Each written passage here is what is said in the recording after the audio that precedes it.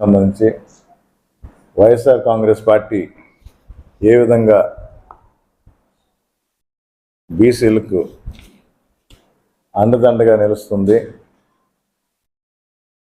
ఏ విధంగా వాళ్ళని వివిధ రంగాల్లో అంటే పొలిటికల్ కానీ ప్రభుత్వంలో కానీ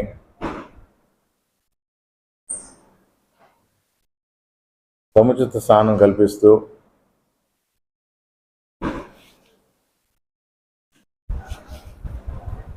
ఆశించిన దానికన్నా అనుకున్న దానికన్నా ఎక్కువ స్థానాల్లో గుర్తించి కూర్చోబెట్టి గౌరవిస్తుంది ఈ ప్రభుత్వం అని నియోజకవర్గంలో ఉన్న మా బీసీ నాయకులతో ఒక ఆత్మీయ సమావేశం జరపడానికి రాష్ట్ర నాయకులు రావటం జరిగింది. ఆర్ కృష్ణయ్య గారు అందరికీ తెలిసిన నేత, బీసీ నేత, అలాగే గీతా మస్తానరావు రాజ్యసభ సభ్యులు,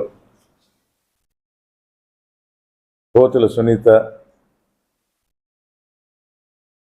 మహిళా అధ్యక్షురాలు ఎమ్మెల్సీ, బేరక సురేంద్ర దేవాంగుల చైర్మన్, మన మస్తాన్ యాదవ్, రావాల్సిన వాళ్ళలో మిస్ అయింది మోపిదేవి వెంకటరమణ. చివరి క్షణంలో సీఎం ప్రోగ్రాం రేపలికి పెట్టడం వల్ల ఆయన రాలేకపోయారు. ఈ ప్రభుత్వం కమిట్మెంట్తో ఉంది. ఇక్కడ ఎమ్మెల్యే క్యాండిడేట్గా కంటెస్ట్ చేస్తున్న నేను అదే కమిట్మెంట్తో ధైర్యంగా పేపర్ మీద పెడతాను, రేపు ఈ పనులు సాధిస్తాను, ఈ పనులు చేస్తాను. అందుకని అక్కడే అన్నీ పెట్టలేదు అని అంటే ఇంపార్టెంట్ అన్నీ పెట్టేసి మిగతావి కూడా చేస్తామని మా నాయకులకి, మా మండల ప్రజలకి చెప్పడం జరుగుతుంది. నియోజకవర్గం మొత్తం అయినా అంటే నిన్న ఫోటో కూడా చూసుకుంటే మీరు తర్వాత ఇస్తాం. రోడ్ మ్యాప్ అనేది ఈ విధంగా తయారు చేసాం. ప్రతి మండలం రాపూరు, కల్వాయి, డక్కిలి, బాలాయపల్లి, సైదాపురం, వెంకటగిరి అంటే వెంకటగిరి టౌన్ అండ్ రూరల్ కలపడం జరిగింది. దానిలో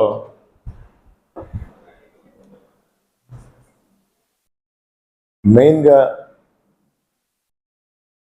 చేనేతకు ప్రసిద్ధి చెందిన వెంకటగిరిలో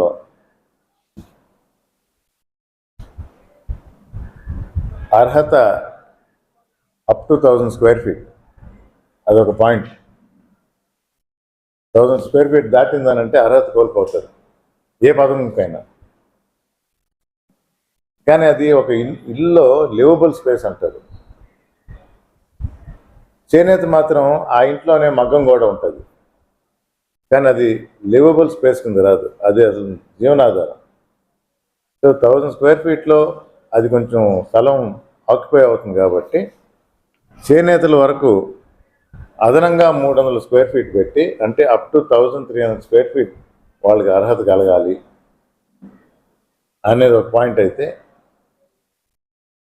అక్కడే జకార్డ్ మెషిన్ వాడారంటే అదే పవర్ బిల్లు రిఫ్లెక్ట్ అవుతుంది. అది ప్రస్తుతానికి 300 యూనిట్లు దాటిందంటే మళ్ళీ అర్హత కోల్పోతారు. అనుగుణంగానే ల్యాండ్ ఇవ్వమని ఫారెస్ట్ వాళ్ళని అడిగితే పాత రోజుల్లాగా ఇప్పుడు వీలు కాదు అని చెప్పినప్పుడు అక్కడ నగరవనం పెట్టడం జరిగింది. చాలా ప్రౌడ్గా ఫీల్ అవుతా. నేను పదవి లేకుండా ఉన్న ఒక్క సంవత్సరంలో 110 ఎకరాల నగరవనం టేక్ ఆఫ్ అయింది. దాన్ని ఎవరు ఇంకా ఆపలేరు. ఎకరా పార్కులు ఉండి దాన్ని డెవలప్ చేస్తామనే దగ్గర వెంకటగిరికి 110 ఎకరాల పార్క్ రాబోతుంది. అది ఒక ఫైనల్ షేప్కి వచ్చేటప్పటికి ఒక 3-4 సంవత్సరాలు పట్టచ్చు. కానీ 30-40 సంవత్సరాలు ముందుండే వాళ్ళు కూడా దాన్ని అనుభవిస్తారు, ఆస్వాదిస్తారు. రేపు లంగ్ స్పేస్ అనేది దానివల్ల కుదరుతుంది. ఇక్కడే కాదు, మీకు ఎయిర్పోర్ట్ నుంచి కూడా అది ఒక మేజర్ అట్రాక్షన్ అవుతుంది. అలాగే ఈ 1 సంవత్సరంలో పదవి లేకుండా పోలేరమ్మ జాతరని రాష్ట్ర పండుగ చేసినందుకు జగన్మోహన్ రెడ్డి గారికి ధన్యవాదాలు, కృతజ్ఞతలు తెలుపుకుంటూ, అది కూడా నేదురుమల్లి రామ్కుమార్ రెడ్డి వెంకటగిరికి అభివృద్ధి పదంలో ఒక మైలురాయి అని చెప్పుకోవడానికి గర్వంగా ఫీల్ అవుతాను. క్రితం వేసిన పైపులు, అమ్మగారి హయాంలో వచ్చిన సమ్మర్ స్టోరేజ్ ట్యాంక్, దాన్ని ఫ్యూచర్లో పెంచడానికి అది చేసినప్పుడే 30-40 సంవత్సరాల ముందు చూపుతో చేయటం జరిగింది. ఆల్రెడీ 25 సంవత్సరాలు అయింది. ముందు జనరేషన్స్ కోసం ఆలోచించాలి కాబట్టి అదనంగా ఉన్న గవర్నమెంట్ ల్యాండ్ దానికోసమే అలాట్ చేయడం జరిగింది. అలాగే పైపులు మొత్తం మార్చి, జనాభా పెరిగింది కాబట్టి ఇంకొక 2 ఓవర్ హెడ్ ట్యాంక్స్ పెట్టి 103 కోట్ల ప్రాజెక్ట్ శాంక్షన్ అయింది. మీకు అందరికీ తెలుసు. నా భారీ ప్రాజెక్టుల ఆలోచనలో అది కూడా ఒక ఆలోచన. ఎందుకు చెప్పలేదంటే, ఆల్రెడీ నా శక్తి కన్నా కొంచెం ఎక్కువే వెళ్ళున్నాను. చెప్పిన వరకు చేస్తేనే అట్లీస్ట్ టేక్ ఆఫ్ అయితే నేను చాలా సంతోషిస్తా. తప్పకుండా అది కూడా ఒక ప్లాన్ ఉంది. ఇన్ఫ్యాక్ట్ ఇంకా ఇప్పుడు అడిగారు కాబట్టి అది కూడా ఇదేం సీక్రెట్ కాదు, అది కూడా చెప్పేస్తా. జనార్దన్ రెడ్డి గారు ప్లాన్ చేసినప్పుడు కోడూరు నుంచి ఇటు ఫారెస్ట్ ల్యాండ్ ఉంది, హిల్స్, అందుకని ఘాట్ రోడ్ వేయాల. ఇష్యూ ఎక్కడ వచ్చిందనంటే సేమ్ ప్రాబ్లం, ఫారెస్ట్ రోడ్లో వాళ్ళు ల్యాండ్ ఇవ్వరు, దాన్ని జస్టిఫై చేయాల. అంటే ఆ రోడ్డు చాలా ఉపయోగం, అవసరం, మొత్తం జనజీవనం స్తంభించిపోయింది కాబట్టి ఈ రోడ్డు వేయకపోతే ముందుకు జరగదు. ఇప్పుడు ఏదో రౌండ్ అబౌట్ అన్నట్టు పెద్ద రౌండ్ కొట్టి వస్తున్నాం. దాని ప్రకారం పెరగాలి, రవాణా పెరుగుతుంది, జనాభాకి ఈజీగా ఉంటుంది, డిస్టెన్స్లు తగ్గుతాయి, అవన్నీ కరెక్ట్. కానీ అదొక ఛాలెంజ్గా ఉండింది ఆ రోజుల్లో. నేను అదే ప్రపోజల్ అనుకున్నాను, పెట్టబోతున్నాను, కానీ దీనిలో పెట్టలేదు, మీకు చెప్పలేదు.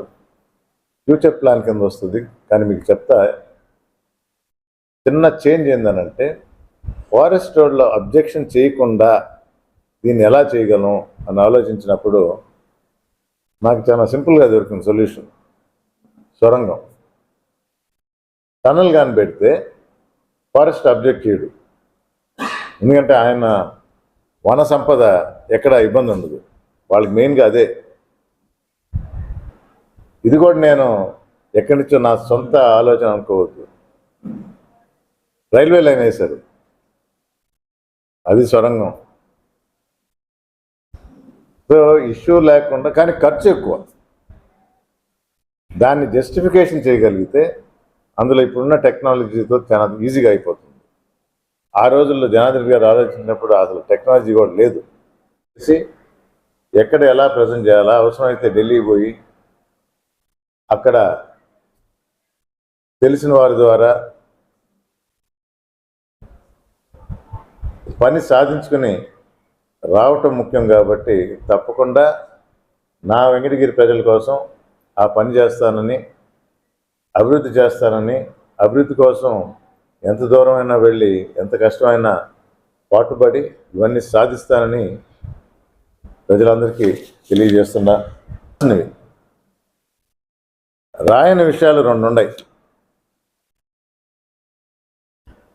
నేను మొదటి నుంచి చెప్తా ఉన్నాను, లూజ్గా మన విలేకరు మిత్రులతో చెప్పాను,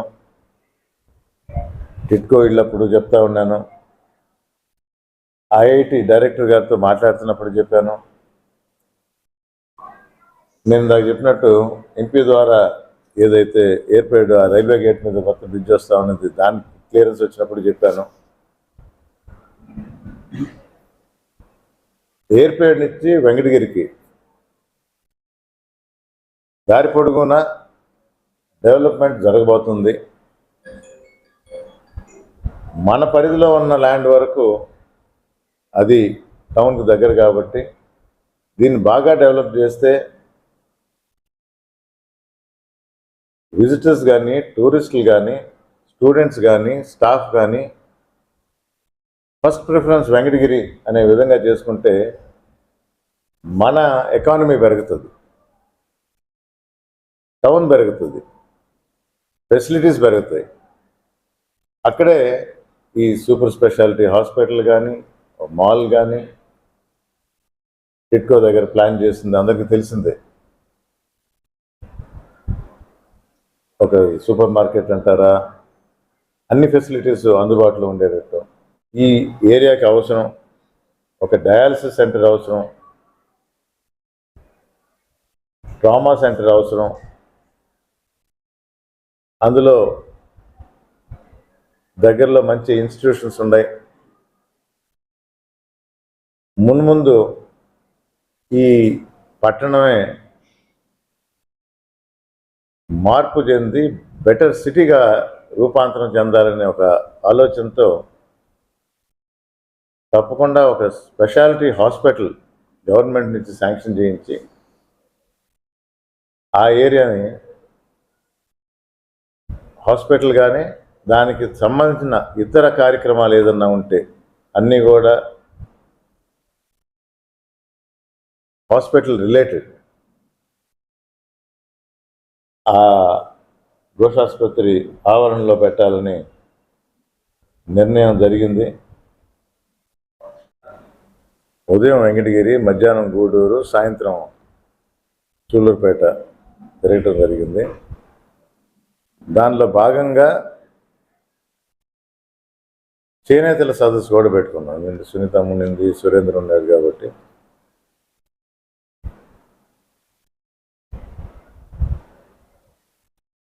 ఆ సమావేశం ఒక ఎత్తు అయితే ముఖ్య అంశం తర్వాత మీడియా మిత్రులతో కలిసి ముచ్చటిద్దాం అనుకున్నా.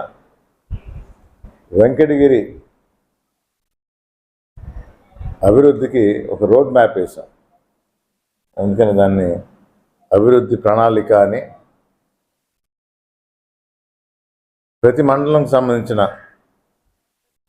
మెయిన్ ఇష్యూస్ తీసుకొని, అన్నీ కాదు, ఎందుకంటే ఒక్కొక్క మండలంలో ఒక 7-8 పాయింట్లే పెట్టగలిగాం. దీనికి మించి చేస్తాము, చేయగలము అనే నమ్మకం ఉంది. అవసరమైన పనులు కూడా ఉన్నాయి. అందుకని మా నాయకులకు కూడా ఆ మండలాల్లో మాట్లాడి చేయాల్సిన పనులు, కానీ దీనిలో మెన్షన్ చేయని పనులు కూడా ఉన్నాయి. కొన్ని మాత్రమే రాసి పెట్టాం. అంటే ఇవి తప్పకుండా జరుగుతాయి, రాయని కూడా జరుగుతాయని వారికి హామీ ఇవ్వటం జరిగింది. మండలం వైజ్ వేరే బ్రోషర్ ఒకటి చేసాం. ఇది ముఖ్య ఉద్దేశం ఏంటంటే ఒక్కొక్క మండలానికి పోయినప్పుడు, ప్రజలతో మీటింగ్ పెట్టినప్పుడు మైక్ పట్టుకొని హామీలు గుర్తిస్తారు నాయకులు. ముఖ్యమంత్రి గారిని ఒప్పించి శాంక్షన్ చేయించడం జరిగింది. పేపర్ వర్క్ రెండోసారి కాబట్టి పేపర్ వర్క్ కొంచెం ఎక్కువ ఉంటుంది, కొంచెం డీటెయిల్గా చూడటం జరుగుతుంది. ఫారెస్ట్ కొంచెం మళ్ళీ అక్కడ కూడా ప్రాబ్లం అయింది, అది క్లియరెన్స్ అయింది. ఇరిగేషన్ డిపార్ట్మెంట్ అవసరమైన సాయిల్ కూడా క్లియరెన్స్లు తీసుకున్నాం. పాత కాంట్రాక్టర్ క్లెయిమ్ లేకుండా వైదొలగడానికి కూడా మాట్లాడటం జరిగింది, వాళ్ళు కన్ఫరెన్స్ ఇచ్చారు. ఈ పేపర్ వర్క్ అంతా ఒక 5% మిగిలిందేమో, అన్నీ పూర్తయినాయి. రేపు తిరిగి వైఎస్ఆర్ కాంగ్రెస్ ప్రభుత్వమే రాబోతుంది, జగన్మోహన్ రెడ్డి గారు ముఖ్యమంత్రిగా ఉండబోతున్నారు. వెంటనే ఈ ప్రాజెక్ట్ని టేకప్ చేసి ఒక డెడ్ లైన్ పెట్టుకున్నాం, 2 సంవత్సరాల్లోనే పూర్తి చేయాలని. తప్పకుండా అది పూర్తి చేసి ప్రజలకు అంకితం చేస్తామని మాటిస్తున్నాం.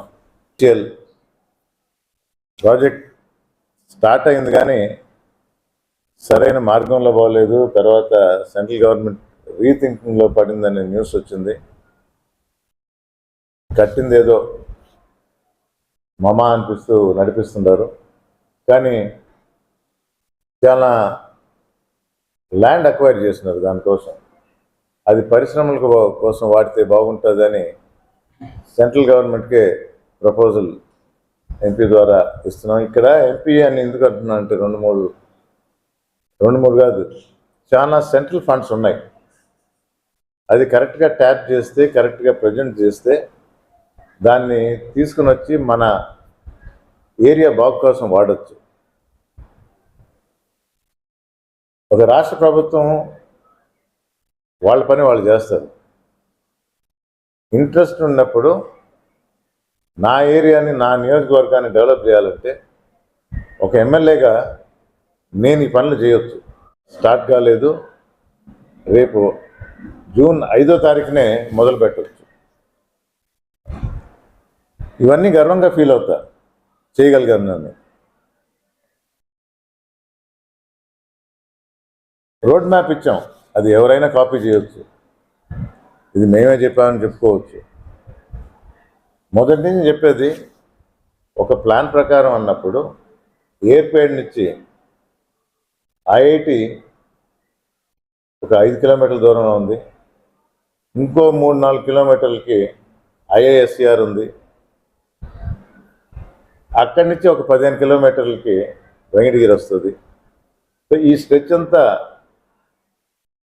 అంటే రిలాక్సేషన్ కోసం అయినా, పార్క్ వాడడానికైనా, ఎంటర్టైన్మెంట్కైనా వెంకటగిరి రావాలంటే జనాభా ట్రావెల్ మూమెంట్ ఎక్కువ ఉంటుంది. కాబట్టి దీన్ని 4 లేన్గా ప్రపోజ్ చేసి 565నే గడ్కరీ గారికి ప్రపోజల్ కూడా పెట్టాం. అది డెఫినెట్గా నెక్స్ట్ జూన్లో ఆ ప్రపోజల్ కూడా ఫాలోఅప్ చేసి, ఎందుకంటే దానికే లింక్ అవుద్ది ఈ ట్రాక్ మీద ఉన్న రైల్ ఓవర్ బ్రిడ్జ్ అనేది.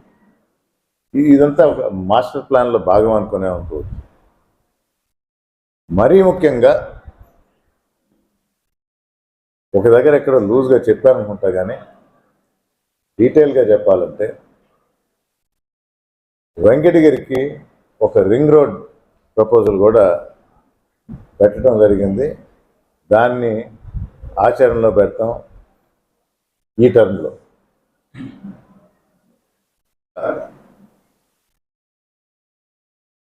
జనార్దన్ రెడ్డి గారు, రాజలక్ష్మణ కాలనీలు, ఇళ్ళు మీద కాన్సన్ట్రేట్ చేశారు, మున్సిపాలిటీ చేశారు, సమ్మర్ స్టోరేజ్ ట్యాంక్ కట్టారు. కానీ జనార్దన్ రెడ్డి గారు ఎడ్యుకేషన్ మీద కాన్సన్ట్రేట్ చేశారు ఆయన హయాంలో. మరి ముఖ్యంగా స్కూల్ ఎడ్యుకేషన్. మనకున్నన్ని అద్భుతమైన స్కూల్ ఫెసిలిటీస్ ఒకే టౌన్లో ఇంకెక్కడా లేవు. కేంద్రీయ విద్యాలయం కూడా డిస్ట్రిక్ట్ హెడ్ క్వార్టర్స్ కన్నా ముందర మనకు వచ్చింది. మోడల్ స్కూల్ కానీ, గురుకుల పాఠశాలలు కానీ, కస్తూర్బా కానీ, ఇవన్నీ టాప్ ఆఫ్ ద లైన్ అనే చెప్పవచ్చు. అంటే బెస్ట్ ఆఫ్ ది బెస్ట్.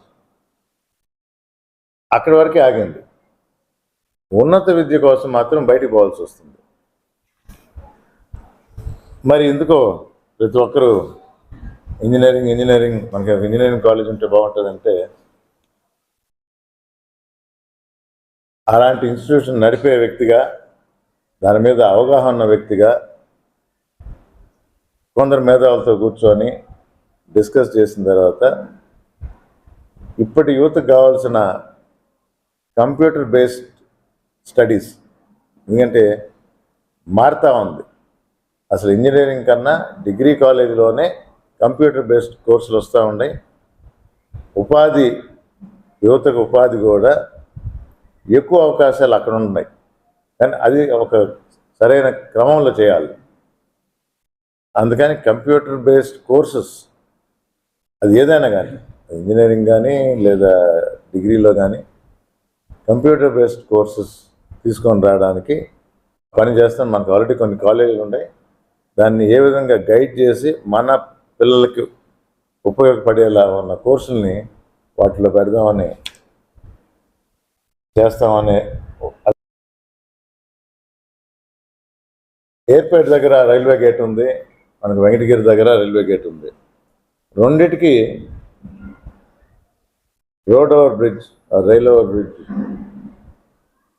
ఇది పెట్టాలని ఎప్పటి నుంచో అనుకొని మన ఎంపీ గారితో కూడా మాట్లాడటం జరిగింది. ఇక్కడ మనకి ఇబ్బంది ఏంటంటే ఫారెస్ట్ వాళ్ళది, ఫారెస్ట్ ల్యాండ్ ఉంది కాబట్టి, అందులో హైవే నుంచి కాబట్టి 2 సబ్మిట్ చేశారు. దానిలో నేను ఎంపీ గారు ఇన్వాల్వ్ అయి ఉన్నాం. ఎయిర్పేట్ దగ్గరది క్లియర్ అయింది, వర్క్ కూడా మొదలైంది. ఇది కూడా ఈ 5 సంవత్సరాల్లోనే క్లియరెన్స్ తీసుకొని వచ్చి ఫారెస్ట్తో కూడా మాట్లాడటం జరిగింది. పబ్లిక్ పర్పస్ కోసం కాబట్టి తప్పకుండా ల్యాండ్ ఇస్తామన్నారు. పేపర్ వర్క్ కొంచెం ఎక్కువ ఉంటుంది, కానీ తప్పకుండా అది చేసి ప్రజలకు అందుబాటులో తీసుకొస్తామని మీ ద్వారా తెలియజేసుకుంటుండా. అంటే మన రూరల్ ఏరియా నుంచి పోద్ది,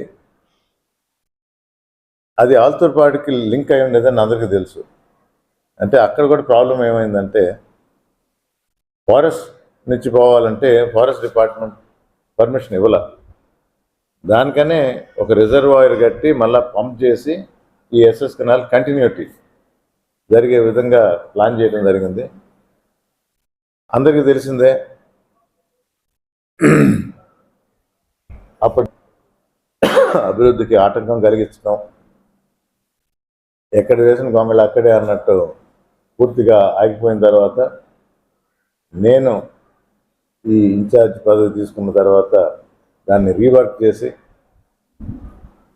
ఒకటే సర్కిల్ అవ్వాలని లేదు. రింగ్ రోడ్డు ఒక సర్కిల్ ఉంటుంది, కానీ మీరు విజయవాడలో చూసుంటారు, ఈస్ట్ పార్ట్ రింగ్ రోడ్ అంటారు, వెస్ట్ పార్ట్ రింగ్ రోడ్ అంటారు. అంటే ఒక రోడ్ స్ట్రైట్గా పోతున్నప్పుడు ఈ రోడ్ నుంచి ఆ రోడ్డు కలిసినప్పుడు అది ఈస్ట్ పార్ట్ అవుతుంది, ఈస్ట్ సైడ్ ఉండేది. రెండో సైడ్ ఉండేది వెస్ట్ సైడ్ అవుతుంది. అదే క్రమంలో మనం కూడా వెంకటగిరికి ఈస్ట్ సైడ్ ఫస్ట్ టేకప్ చేస్తాం. అంటే దానివల్ల ఏమవుతుందంటే తిరుపతి రోడ్ నుంచి గూడూరు రోడ్ లింక్ అవుద్ది, నాయుడుపేట రోడ్ నుంచి గూడూరు రోడ్ లింక్ అవుద్ది, తర్వాత రాపూర్ రోడ్ లింక్ అవుద్ది. అది ఈస్ట్ పార్ట్ అవుద్ది. వెస్ట్ పార్ట్ నెక్స్ట్ ఫేజ్లో తీసుకుంటాం. సో దీన్ని ప్రపోజల్స్ పెట్టాం. ఇన్ ప్రిన్సిపల్ శాంక్షన్ వచ్చిన తర్వాత ఒక డిపిఆర్ అనేది రెడీ చేస్తారు, డీటెయిల్ ప్రాజెక్ట్ రిపోర్ట్. తప్పకుండా అది కూడా ఆచరణలో ఈ 5 సంవత్సరాల్లోనే టేకప్ అవుద్దని ప్రజలందరికీ తెలియజేస్తుందా. అభివృద్ధి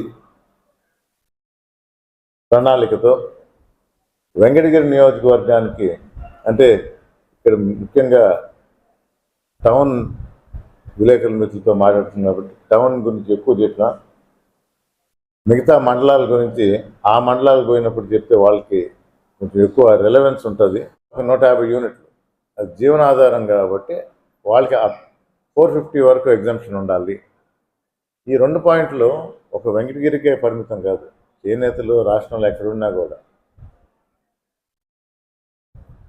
ఇది సీఎం గారి మేనిఫెస్టోలో కూడా పెట్టడానికి ముందర ఒక తీర్మానం లాగా పంపించాం. సప్లిమెంటరీగా దాన్ని తర్వాత టేకప్ చేస్తాము. ప్రస్తుతానికి ఇప్పుడు ఇస్తున్న పథకం ప్రకారం నేతన్న నేస్తాం 24,000. ఇది వరకు ప్రభుత్వం ఇలాంటి ఆలోచన చేయలేదు, ఉన్న సబ్సిడీని తీసేశారు. ఇక్కడ ఆలోచన కూడా వేరేగా ఉంటుంది. ఒక సబ్సిడీ రా మెటీరియల్ వరకే, కానీ ఇస్తున్న ఈ పథకం ద్వారా ఇస్తున్న ఈ నగదు ఎలా వాడాలి అనేది చేనేతకే తెలుసు. అందుకని వారికి వదిలేసే క్రమంలో ఈ పథకం పెట్టడం జరిగింది. ఆసుపత్రిని ఏం చేయాలి? రాజాలో అప్పుడు మెటర్నిటీ హాస్పిటల్గా దాన్ని ఆవిర్భావం దానికోసం అని పోను దాన్ని పట్టించుకునే వాళ్ళు లేక వారు కూడా ఇది వేరే కార్యక్రమాలకు వేరే దానికి వాడకుండా ఇచ్చింది హాస్పిటల్ కాబట్టి ఆ హాస్పిటల్ ఎలాంటిదైనా అదే వాడుకోవడానికి చేస్తే బాగుంటుందని రాజావారు కూడా ఎన్నో సందర్భాల్లో చెప్పడం జరిగింది.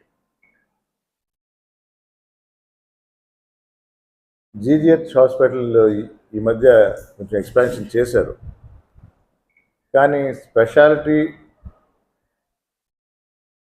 ఫెసిలిటీస్ డెఫినెట్గా ఆ విధంగా ఆలోచిస్తుందా? ఫ్యూచర్లో అది కూడా ఆ కళ కూడా జనార్దన్ రెడ్డి గారి కళే నిజం కాబోతుంది. దానికి కూడా ప్రయత్నం చేస్తాను, సాధిస్తాను కూడా. కానీ టన్నల్ ద్వారా చేస్తేనే కరెక్ట్గా ఉంటుంది, ఎవరికి ఇబ్బంది లేకుండా. ఇంకా డిస్టెన్స్ కూడా తగ్గుతుంది, ఈ ఘాట్ సెక్షన్ కన్నా ఇంకా డిస్టెన్స్ కూడా తగ్గుతుంది. వస్తున్నాను అని తెలియజేస్తూ మీ ఎమ్మెల్యేగా సేవ చేసే భాగ్యం కల్పిస్తే ఇవన్నీ ఈ వెంకటగిరి అభివృద్ధి ప్రణాళికని ఆచరణలో పెట్టి మా తల్లిదండ్రులు చూపించిన బాటలో నడుస్తూ మీ మనసులో కూడా నేను కూడా చోటు సంపాదించడాన్ని తెలియజేస్తూ సెలవు తీసుకుంటున్నాను. నమస్కారం.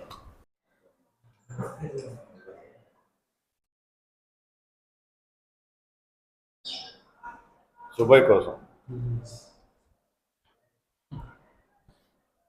మరిన్ని అప్డేట్స్ కోసం మన HN9 టీవీ ఛానల్ని సబ్స్క్రైబ్ చేసుకోండి.